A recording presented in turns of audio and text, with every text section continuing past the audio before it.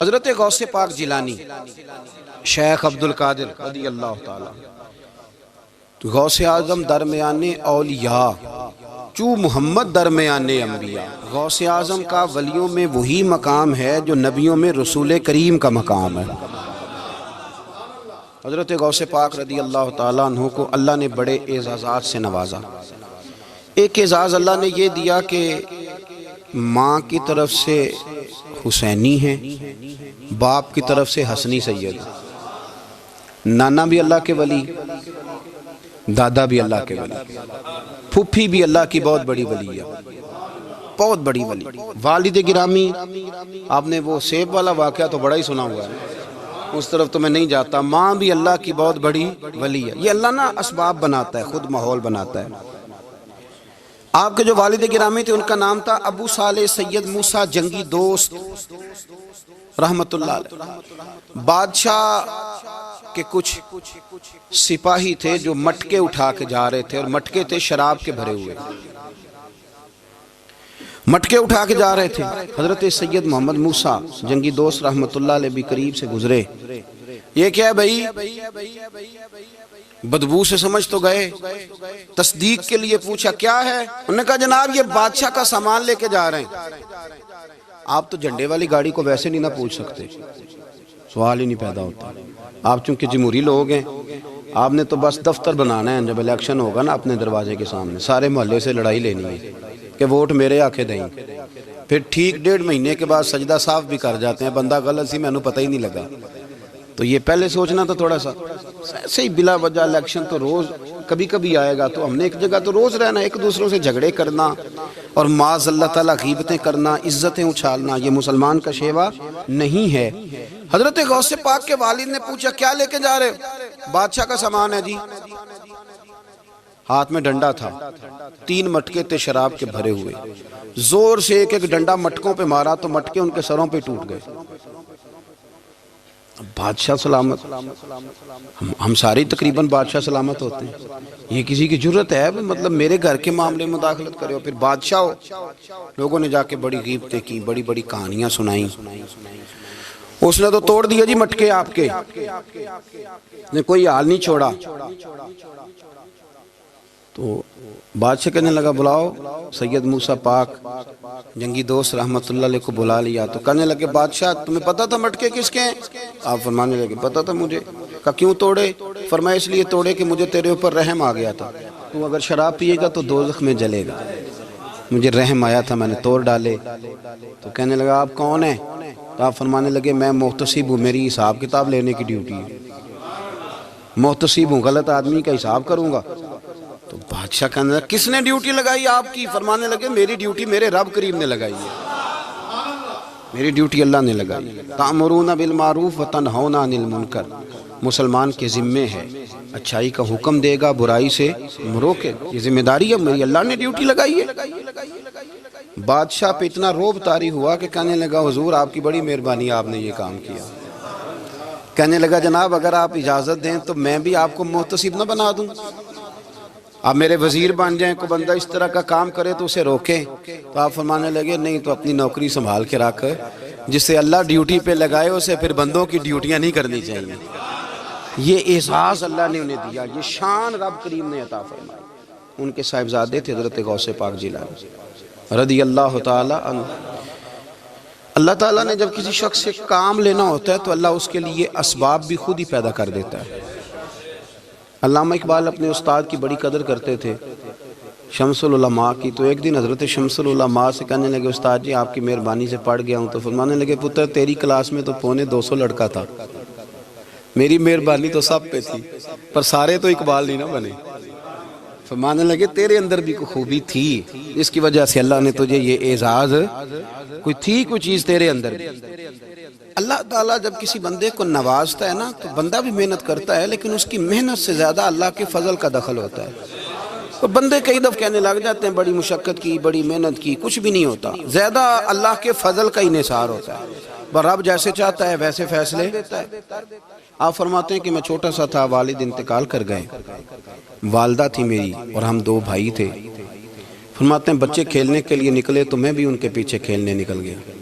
ایک بیل بچوں کے قابو آ گیا، تو بچوں کے قابو کو چیز آ جائے تو پھر وہ اس کا جو حال ہوتا ہے وہ تو ہمیں پتہ ہی، ہم سارے بچے رہ چکے ہیں۔ تو کہتے ہیں وہ بیل قابو آ گیا، کوئی اس کے کان چھیڑتا، کوئی اس کی دم چھیڑتا، کوئی اس کے سینگ چھیڑتا، کوئی کسی جگہ سے اسے تنگ کرتا، مختلف بچے اس کو نا دم سے پکڑ کے ہلاتے، بیل بھاگتا۔ حضور غوث پاک فرماتے ہیں میں بھی آگے بڑھا، اور میں نے جب اس کی دم پکڑ کے ہلائی تو بیل نے میری طرف منہ کیا اور کہنے لگا عبد القادر تو نہ ایسے کر، بول کے کہنے لگا تو نہ ایسے کر، تجھے رب نے ان کاموں کے لیے پیدا نہیں فرمایا۔ آپ فرماتے مجھے اتنا خوف طاری ہوا، بیل کو بولتے دیکھا تھا پہلی دفعہ، بیل کو۔ اب میرے سنی کو بھی دلیلوں کی ضرورت ہوتی ہے نا، دلیل نہ دیں، کسی بزرگ کی بات سنائیں تو سنی بھی تھوڑا تھوڑا دائیں بائیں دیکھتا ہے۔ یہ شور ایسا ہوا ہے نا، پراپوگنڈا ایسا ہے۔ میں حدیث پاک سنا دیتا ہوں۔ رسول کریم صلی اللہ تعالیٰ علیہ وآلہ وسلم فرماتے ہیں ایک شخص نے بیل پہ سواری کر لی تھی۔ بیل سواری کے لیے نہیں پیدا کیا گیا، سواری کے لیے اونٹ ہیں، خچر ہیں، گھوڑے ہیں، گدھے ہیں، بیل کھیتی باڑی کے لیے۔ اس شخص نے جب بیل پہ سواری کی تو بیل پیچھے مڑ کے دیکھنے لگا اور کہنے لگا یار تو بڑا بیوقوف ہے، بول کے کہنے لگا مجھے اللہ نے سواری کے لیے نہیں پیدا کیا، میرے سے وہ کام لے جس لیے میں پیدا کیا گیا ہوں۔ تو بندہ ڈر گیا، کہنے لگا بڑی حیرانگی والی بات نہیں کہ بیل بولتا ہے، تو بیل پھر بول پڑا۔ کہنے لگا اس سے بھی زیادہ حیرانگی والی بات ہے۔ اس نے کہا وہ کیا؟ کہنے لگے مدینے میں نبی پاک آ گئے ہیں اور تو نے ابھی تک کلمہ ہی نہیں پڑھا، یہ اس سے بھی زیادہ حیرانگی والی بات ہے۔ جامع المعجزات میں حدیث موجود ہے، حضور آ گئے اور تو نے کلمہ ہی نہیں پڑھا۔ وہ شخص کہتا ہے میں سر پٹ دورا، جب آ کے سامنے کھڑا ہوا تو حضور مسکرائے، فرمایا آجا پڑھ لے کلمہ، مجھے پتا ہے تجھے کس نے بھیجا ہے۔ اللہ والوں کی باتیں مان لیا کریں، میں بڑی ذمہ داری سے کہتا ہوں رب کریم کے کوئی بندوں کی بات کتاب و سنت کے خلاف نہیں ہوتی، وہی تو کتاب و سنت آگے پہنچانے والے ہوتے۔ تو حضور غوث پاک فرماتے ہیں میں وہ ڈر کے گھر آیا، جب گھر پہنچا تو میرے کانوں میں آواز آ رہی تھی لبیک اللہم لبیک لبیک لا شریک لک لبیک۔ فرماتے ہیں میں چھت پہ چڑھا اور میں نے جیلان میں اپنی چھت پہ کھڑے ہو کے دیکھا، تم حج کے دن تھے، میری سیدھی نظر میدان عرفات پہ گئی، لوگ میدان عرفات میں بیٹھ کے لبیک لبیک پڑھ رہے تھے۔ پہلے میں وہاں سے ڈر کے آیا، پھر چھت سے ڈر کے نیچے اترا، ماں کو ساری بات بتائی تو کہتی میری ماں کہنے لگی بیٹے جب تو پیدا ہونے والا تھا تو مجھے بڑی بشارتیں ملتی۔ فرماتے ہیں ماں نے نا کھولا بکسا صندوق تو 80 دینار نکالے، فرمایا پتر تم 2 بھائی ہو اور تمہارا باپ کل جاگیر 80 دینار چھوڑ گیا، 80 40 تمہارے 40 تمہارے بھائی کے۔ فرمایا بیٹا ایک بات کا خیال رکھنا، میں اور تو تمہارا باپ کوئی نہیں، بھائی چھوٹا ہے، میں پیچھے نہیں آ سکتا، یہ 40 دینار لے جا اور جا بغداد چلا جا، جا کے تعلیم حاصل کر، بیٹے میں پہنچ نہیں سکتی، خیال رکھنا۔ غوث پاک فرماتے ہیں 12 سال میں نے تعلیم حاصل کی یارو، میں نے پتے بھی کھائے، اور خود آپ کا فرمان موجود ہے، فرماتے ہیں ایسی سختیاں بھی دیکھیں، ایسی سختیاں بھی دیکھیں کہ پتھروں اور پہاڑوں پہ گزرتی تو شاید پگھل جاتے، لیکن میں نے اپنے نبی کا دین پڑھا۔ اب تو پیر کے گھر میں جو پیدا ہوتا ہے وہ علم لدنی والا ہوتا ہے، میں تو صاحب دا پتر ہے، او خدا کے بندے صبر کر۔ اگر غوث پاک حسنی حسینی سید ہو کے باقاعدہ پھٹی پہ بیٹھ کے پڑھتے ہیں، تو کس پیر کا مرید ہو گیا جسے علم ہی کوئی نہیں، جو جاہل آدمی ہے؟ یہ ضروری ہے، علوم دینیاں ضروری ہیں، اس کے بغیر کام نہیں چلتا۔ اور غوث پاک رضی اللہ تعالیٰ عنہ کی آپ پوری زندگی پڑھ کے دیکھ لیں، غوث پاک تمام اولیاء کے امام ہیں، ساری زندگی۔ غوث اعظم سے کسی نے پوچھا آپ نے سب سے زیادہ دین کا کام کس طرح کیا، تو فرماتے ہیں تقریر کے ذریعے۔ اب تقریر کرنے والا مولوی ہوتا ہے اور تویز دینے والا، سبحان اللہ۔ غوث پاک رضی اللہ تعالیٰ عنہ فرماتے ہیں میں نے دین کا سارا کام کس ذریعے سے کیا ہے، ہفتے میں 3 جلسے کرتے تھے اور 70 ہزار کا مجمع ہوتا تھا، اور بغیر لاؤڈ سپیکر کے تقریریں ہوتی تھیں، اور فرماتے ہیں جیسی سمجھ پہلے بندے کو آتی تھی ویسی آخری والے کو آتی تھی۔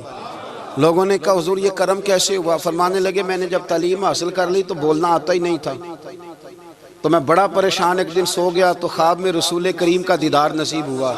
فرمایا تیری تو واز کیا کر، تیرے واز سے لوگوں کو فائدہ ہوگا۔ یا رسول اللہ میں اجمی بندہ ہوں، لوگوں کے سامنے کیسے بات کروں گا؟ تو حضور نے فرمایا منہ کھولنا ذرا۔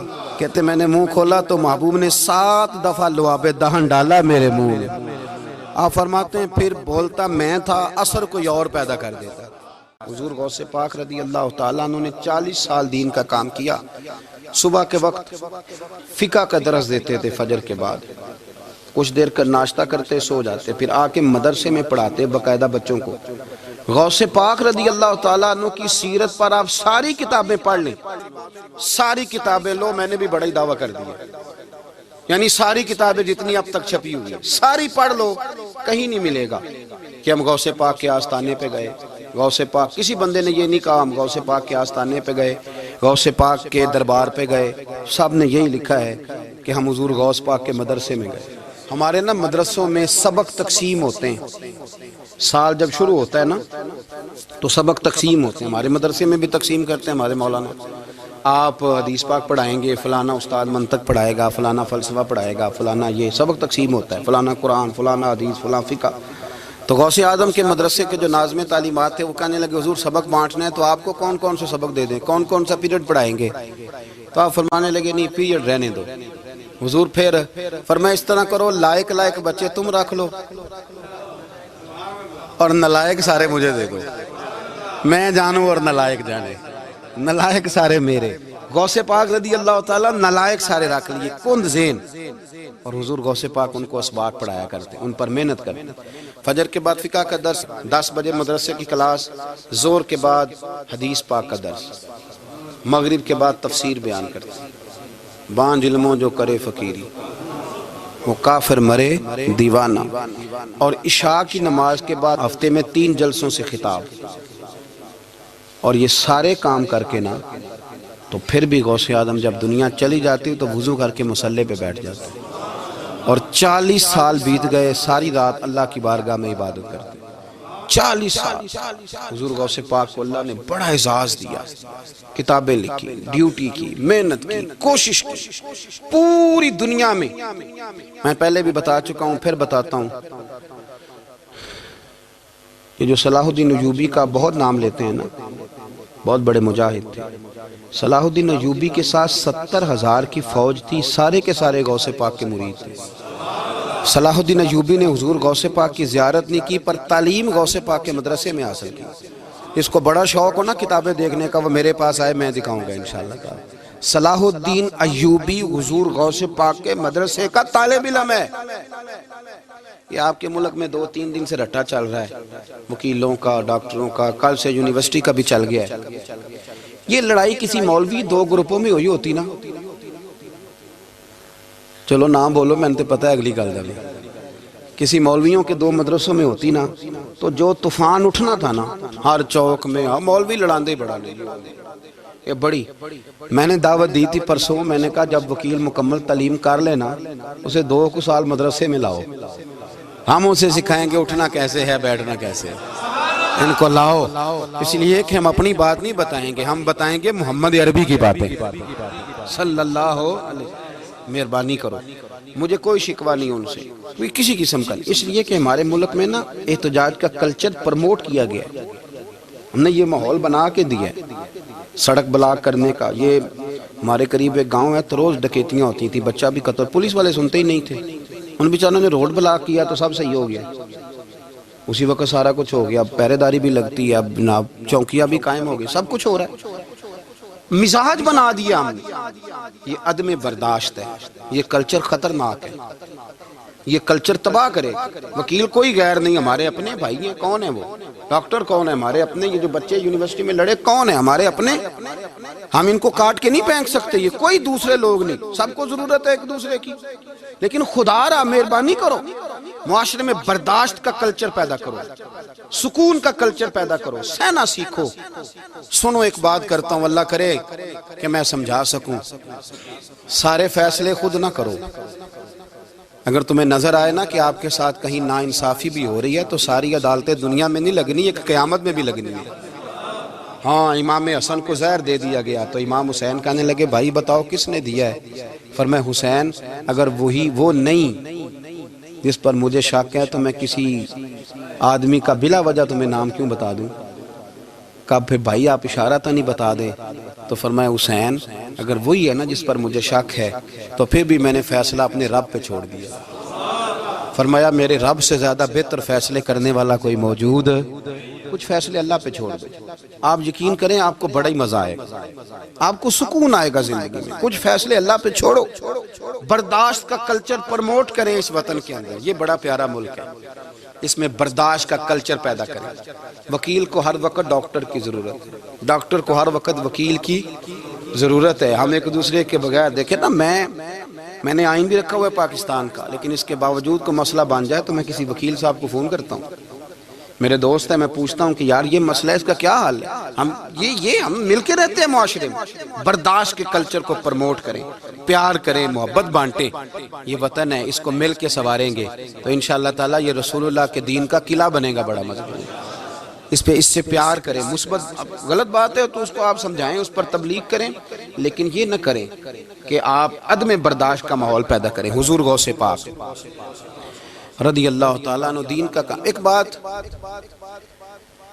اللہ والوں کے پاس لوگ دعاؤں کے لیے جاتے ہیں. کیوں جاتے ہیں؟ سنو, میرے ساتھ ایک شخص رہتا ہے, صبح سے شام تک میری ڈیوٹی کرتا ہے, نوکری کرتا ہے, خدمت کرتا ہے, گاڑی چلاتا ہے, یہ کرتا ہے, وہ کرتا ہے. ایک صاحب ہیں جو 3 سال کے بعد ملتے ہیں. پھر وہ جو 3 سال کے بعد ملتے ہیں وہ شکوہ کرتے ہیں کہ پیر صاحب اس کی بات زیادہ مانتے ہیں. تو پیر صاحب اب کدھر جائیں, یہ سارا دن پیر صاحب کی مانتا ہے. نہیں سمجھ آ رہی ہے آپ کو بات؟ یہ مزاج ہے نا جی. ایک بندہ سارا دن دنیا داری کرے, مال کمائے, پتہ نہیں جھوٹ بولے, بڑا کچھ کرے, اور ایک اللہ کا ولی جو اپنا بنائے کچھ نہ, سارا دن رسول اللہ کی باتیں کرے, سارا دن اللہ کے دین کی خدمت کرے. اور بھائی وہ جب ہاتھ اٹھاتا ہے نا تو پھر اللہ اس کی بات کو قبول کرتا ہے. کچھ میرے خاص ہیں, کچھ تیرے خاص ہیں, تو کچھ رب کے بھی خاص ہیں. اور اس پر بھی میں پہلے آیت پڑھ لوں گا تاکہ دلیل مضبوط ہو جائے. اللہ فرماتے ہیں واللہ یختص برحمتہ من یشاء. فرمایا میں نے کچھ بندوں کو اپنی رحمت سے اپنا خاص بنا لیا. کچھ بندے اللہ کے بس اللہ کی بارگاہ میں وہ دعائیں کرتے ہیں تو اللہ قبول فرما لیتا ہے. پتر اللہ ہی دیتا ہے, لیکن اللہ کا ولی دعا تو کر سکتا ہے نا. اللہ کا ولی, میری بات کی سمجھ آ رہی ہے؟ بیٹا کون دیتا ہے؟ اللہ. حضرت محدث اعظم رحمۃ اللہ علیہ کے پاس ایک شخص نے آ کے کہا جی ولی اللہ بیٹا دے سکتا ہے؟ آپ فرمانے لگے ولی اللہ اللہ سے ملا سکتا ہے؟ جی وہ تو ہے ہی ولی اللہ, تو اس نے ملا دینا ہے. تو فرمایا جو اللہ سے ملا دے بیٹا تو چھوٹی سی بات ہے. تو دیکھ نہ کہ جو اللہ تک تجھے لے گیا تو پھر پتر پیچھے رہ گیا. لیکن بیٹا دیتا کون ہے؟ بول کے بتائیں, بول کے. اللہ دیتا ہے. دعا کون کرتا ہے؟ اللہ کا ولی دعا کر دیتا ہے. بی بی آ گئی روتی ہوئی غوث پاک کے پاس, کہنے لگی 6 بیٹیاں ہیں. خامد اور سسر کہتے ہیں کہ 7ویں بھی بیٹی ہوئی تو طلاق دے دیں گے.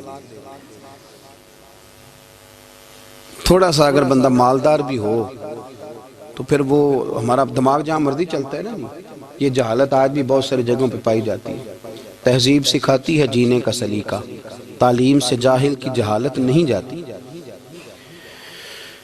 تو رو پڑی. حضور غوث پاک رضی اللہ تعالیٰ عنہ نے بلایا اس کے شوہر کو بھی اور سسر کو بھی. فرمایا یہ دیکھ, یہ تو اللہ کے کام ہے, جس کو چاہے بیٹیاں دے, جس کو چاہے بیٹے دے. تو جو نہیں مانتے پھر غوث پاک کی بھی نہیں مانتے. انہوں نے کہا جی نہیں دی, میں تو نکاح کروں گا. چلے گئے تو غوث پاک کی بارگاہ میں وہ بیٹی اور اس کا باپ اور اس کی ماں پھر آئے, کہنے لگے حضور مہربانی فرمائیں. پھر اللہ کے ولیوں کے پاس ایک قوت ہوتی ہے جس کا نام مصلی ہے. مصلی بہت بڑی طاقت, بہت بڑی. حضور نے فرمایا دعا صلاح المومن, فرمایا دعا مومن کا ہتھیار ہے. یہ مومن جب ہاتھ اٹھاتا ہے تو پھر عرش کا مالک دروازے کھول دیتا ہے کرم کے. حضور غوث پاک نے مصلی بچھا لیا اور رو پڑے, کہنے لگے مالک کریم اس بی بی کے دل میں کس نے بات ڈالی تھی کہ عبد القادر کے دروازے پہ جا. دیکھیں منانے کا انداز, منانا آتا ہے نا. اللہ کس نے اس کے دل میں بات ڈالی کہ عبد القادر کے دروازے جا, کس نے ڈالی؟ اور مالک اگر تو نہیں ڈالی تھی تو کیا تو اب اپنے عبد القادر کو رسوا کرے گا؟ اگر تو نہیں بھیجا ہے کہ ادھر جا تو اب تو رسوا کرے گا؟ حضور غوث پاک رضی اللہ تعالیٰ عنہ دعا مانگ کے چہرے پہ ہاتھ پھیرے, بچی کے سر پہ ہاتھ رکھا, فرمانے لگے پتر جا, مجھے امید ہے اللہ نے 6 بیٹیاں دی ہیں تو 7 بیٹے بھی عطا فرمائے گا. تو بی بی کہتی ہے پھر رب نے فضل فرمایا اور 7 ہی بیٹے عطا فرمائے. پھر 7 ہی بیٹے رب کریم نے دیے.